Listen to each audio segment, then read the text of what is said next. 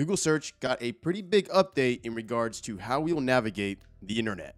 Earlier this week, Google had a pretty major event that put out a ton of updates across their ecosystem. Probably one of the big ones that you may or may have not noticed is the AI overview that happens when you search now. Therefore, in today's video, let's go over three major things. First thing, how the heck do we even enable this so we can actually start using it? Second thing, what are the implications of this for anyone that wants to do copywriting, as there seems to be some implications here.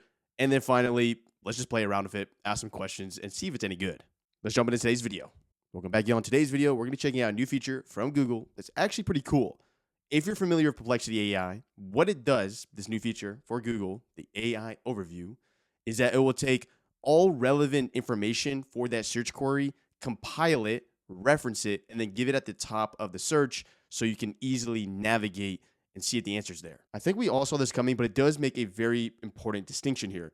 It does seem like long-term, Gemini and the chatbot, that's going down its entire route, and Google Search will be here to stay, but they're just optimizing the way we navigate through Google Search. So rather it all transitioning to now we just use Gemini for searching, it seems like there'll still be two different branches when trying to access information. Okay, enough talking, Corbin. How the heck do I even enable it? Let's find out.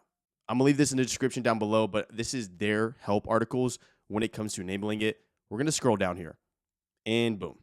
Luckily, this isn't like an early access program. Only 100 users get access or pay per use. This is completely free, and we need to basically follow these directions here. First off, we got to use a Google app, right? Chrome. Next, we need to make sure we are signed into a Google account. So I guess we do need a Google account, so keep that in mind. Make sure you're logged into your browser. Can't be in incognito mode. And finally, I think this is the most important part here, is that it will show up for some searches, but not others. So keep that in mind. That doesn't mean that it's not enabled or it's broken. This is inherently enabled in Google Search right now. It's just whether it's deemed it relevant or not to provide an AI overview in the specific context of your question.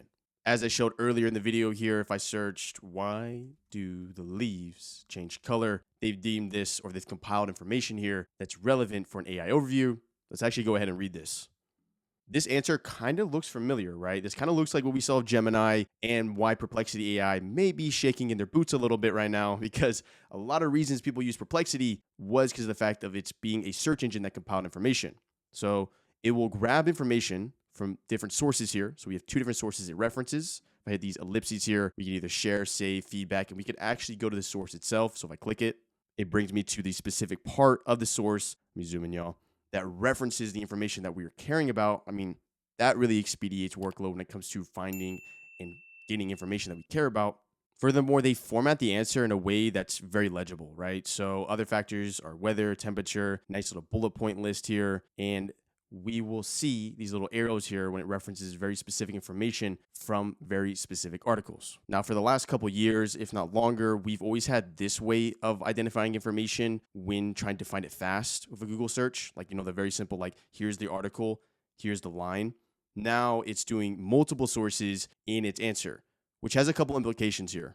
First major implication this has is, holy smokes, if you do SEO or you create articles, or like your major source of income as a news station, as a media outlet, is individuals coming to your website, this is going to hit some revenue models for sure. Because now if you provide me an answer like this, I don't necessarily have to click to the website. Therefore, I'm circumnavigating a possible newsletter pop up.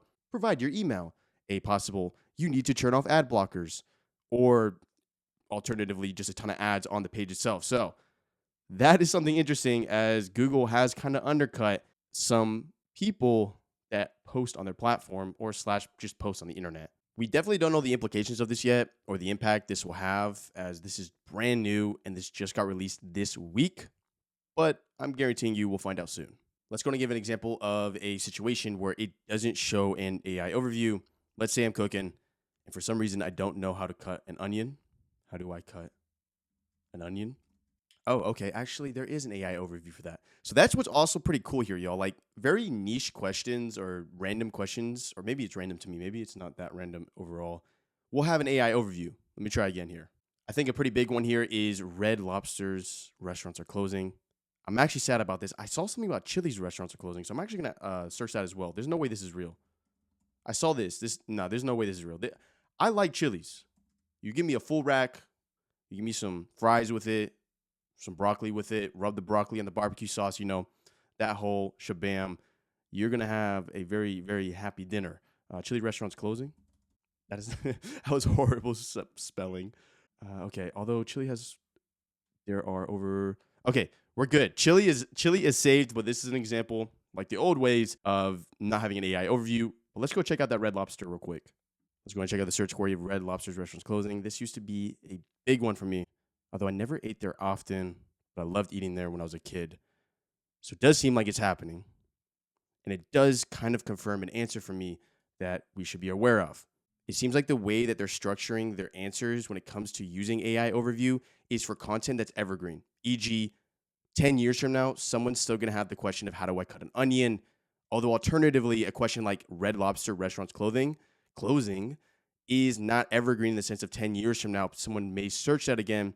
I think long term, they'll add the AI overview feature to everything, but it seems like probably for recent or new news, like very fresh data, they probably don't have this feature enabled yet. So maybe Perplexity AI actually wins in that way, as they will give you AI overviews or their version of AI overview on their platform for fresh news. That covers a new feature by Google. It should be automatically enabled on your browser. Just make sure you're signed in. Check it out. Are you going to start using that more? Are you still going to be clicking articles? Who knows? Long term, we don't even know what search is going to look like, but I'll see you in the next video. There's been a lot of talks about artificial intelligence models as of recently. You should check out this video right here if you're interested about a free model OpenAI just released that is really, really good. Like, it's top of the line and it's free. That's a random video. That's my face. I'll see you in the next video.